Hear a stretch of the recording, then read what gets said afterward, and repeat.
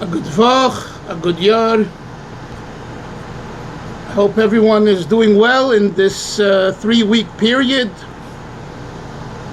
And during the 3 weeks, we need to find and talk about stories and historical events that are of Avas Yisrael nature. So I'll continue talking about a story with the Satmar of Rebbe Teitelbaum. And this happened in the early 1950s with a Lubavitcher Chassid, may he be well, Rebbe Meir Zeintz. Rebbe Meir Zeintz, who lives in Brazil. And he was the main patron, supporter of the Likutei Sichos. He and Rebbe Shem Tov schlepped him in, and they made a partnership, and he paid for the equipment and became his supporter, and they got the Rebbe involved to be a third partner, and this is a great schus. Anyway, but as a introduction, a piece of history that some might not know is important. In those days, in the 50s, even going into the 60s, there were Lubavitchers who married girls from Satmar homes, Boverer homes, and other Hasidic homes, not Chabad. Simply, the reason was there weren't enough Lubavitcher girls around for them to find shidduchim. Philosophically, it was a time when we were still under the spell of the Holocaust, and I'm better than you, and this is my group, and this is your group, didn't exist really during that time in the 1950s, or existed very little, at least between Hasidim themselves. Even between the Litvisher and Hasidim, I would say that between Hasidim and Litvisher there wasn't that issue. Maybe between Chabad and Litvisher and Chabad there was some of that issue. But be that as may, you have Reb Sholem Marozov, the Mashpia, the famous Mashpia and Chassid, the son of Reb Chanya Marozov, who married, I believe, a woman from a Satmar background. You had Reb Label Simpson, the son of Reb Yaichel Simpson, Reb Elie Simpson, the Talmud of the Rebbe Rashab and the Chassid of all three Rabbeim, who Reb Label, his son, his youngest son, married a woman from above her home.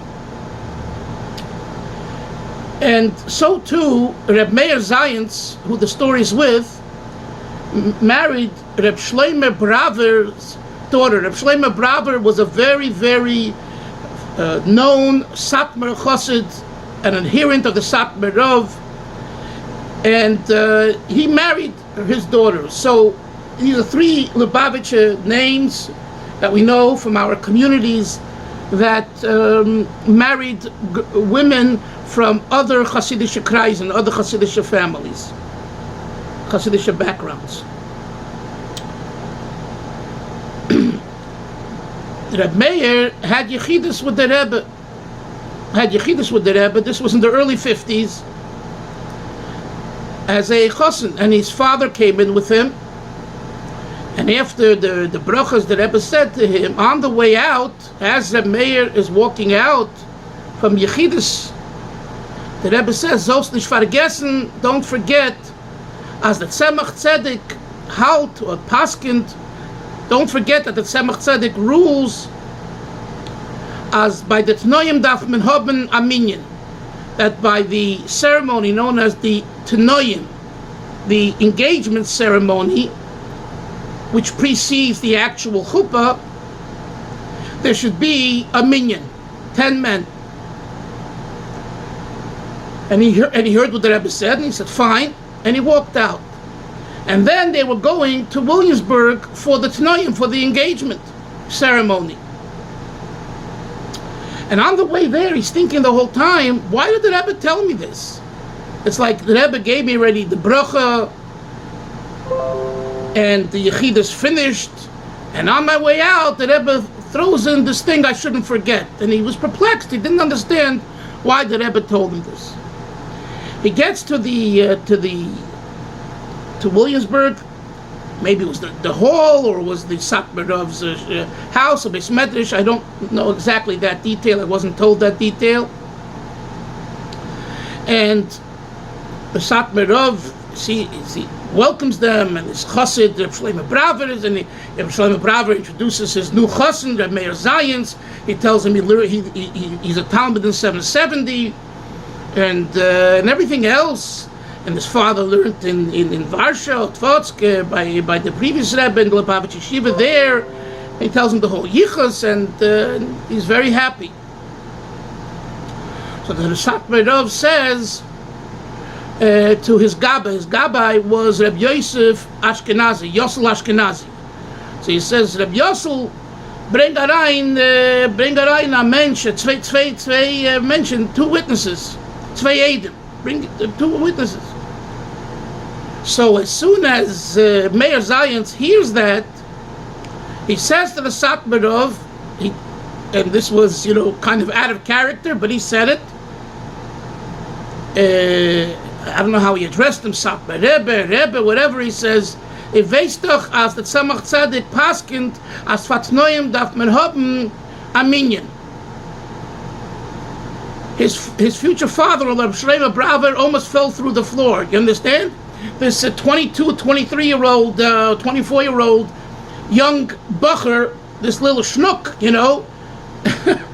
is talking to this Rebbe, this guy in learning, and he's telling him basically that 4 people in the room, whatever, 2 people in the room is not enough, 3 people in the room is not enough, but we need to have a full minyan for the Tanoim.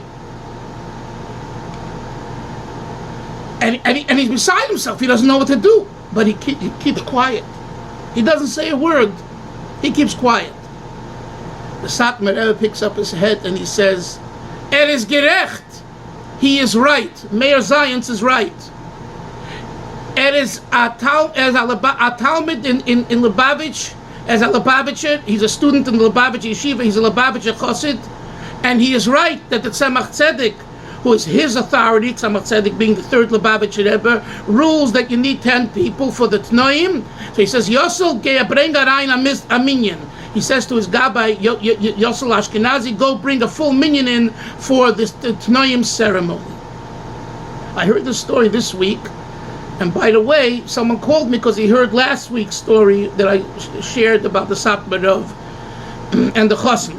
So anyone that's listening to this, if you have more such stories, not just about the Satmarov, but other Rebbes or the Litvische Gedolim, please let me know either in writing or by calling or voice noting, whatever's the most comfortable, or emailing, whatever works for you.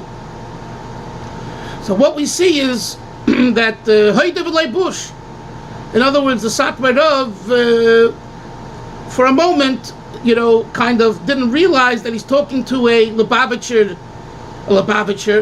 and although it was his territory, and although it was Reb Shlomo Braver's daughter was marrying him, and the wedding was in their turf, etc., so you would think you would follow the Kala, but here we see a second time that the Satmarov said to follow the Chassan's mahalach, the Chassan's approach, i.e. being a Lubavitcher, you should follow the Lubavitcher minhagim.